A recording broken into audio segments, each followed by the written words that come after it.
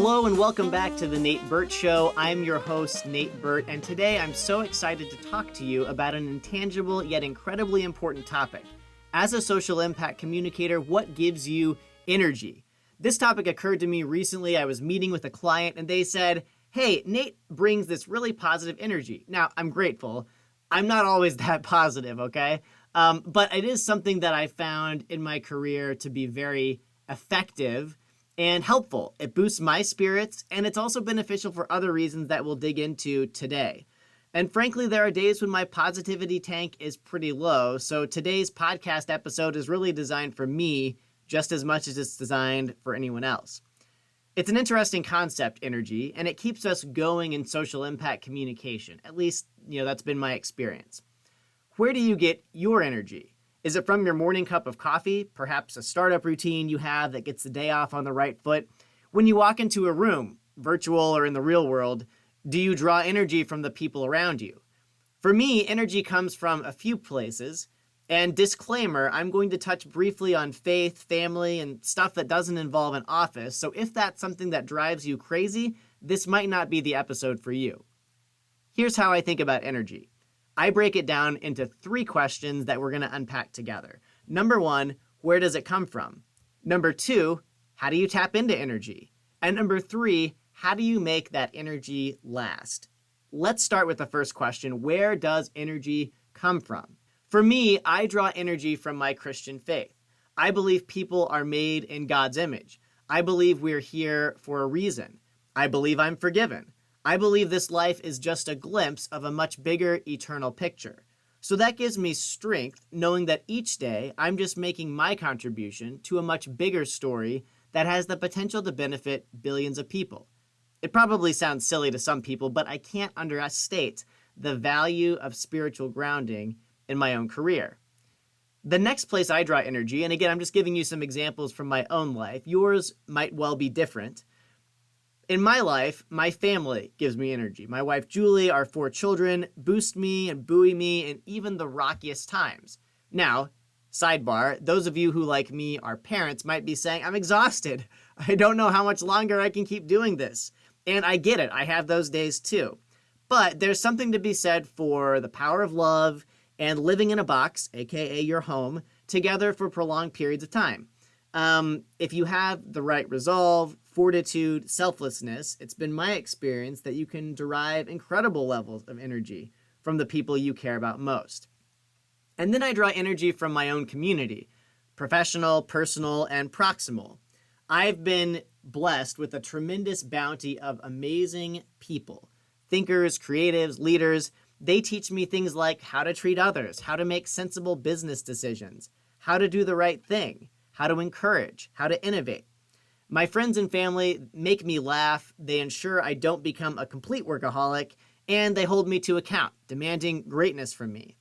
And my neighbors keep my driveway bladed when it snows. They notify me when my dogs have escaped the confines of our backyard, which happens more often than I would care to name. But that's my story, and I didn't even talk about the power of energy that can be derived from books or fine art or a walk in nature, all sources of energy I could go on and on about. But let's talk about you. Where do you draw your energy? It's a really important question because if you can tap into those sources often, as many of them as you can, I think you're going to find you naturally have greater resolve, patience, and even clarity to keep going. Social impact work isn't easy, and it can drain your tank. It can make you question whether it's all worth it. Energy gives you that extra dose of strength to carry on. Okay, next question. How do you tap into energy? If it's so great, how do you access it?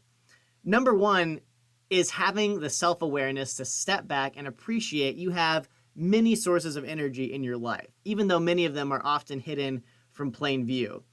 Even when you're in your darkest moments or most distracted or sleeping, this energy pulses and radiates in the background. I'm not going woo on anybody here. I'm just giving you my take on energy, right? It's always there. Often it's a matter of us stepping up and tapping into it. And when we do, it's often there at a moment's notice.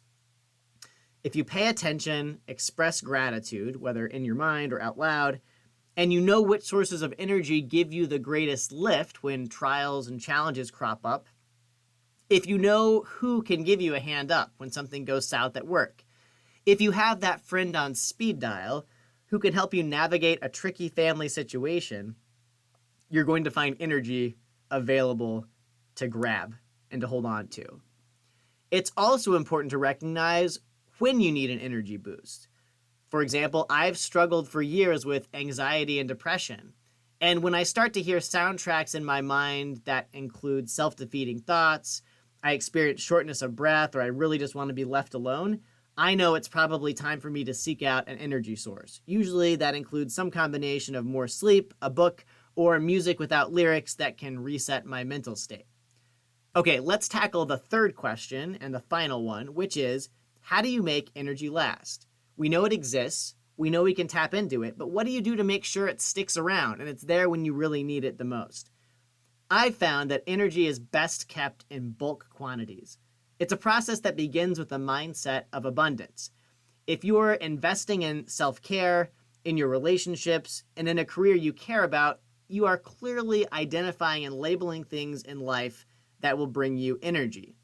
If you invest in things like faith and family, striving to get just a little better each day, striving to be grateful for just a handful more things that you can be thankful to have in your life, your energy stores will grow.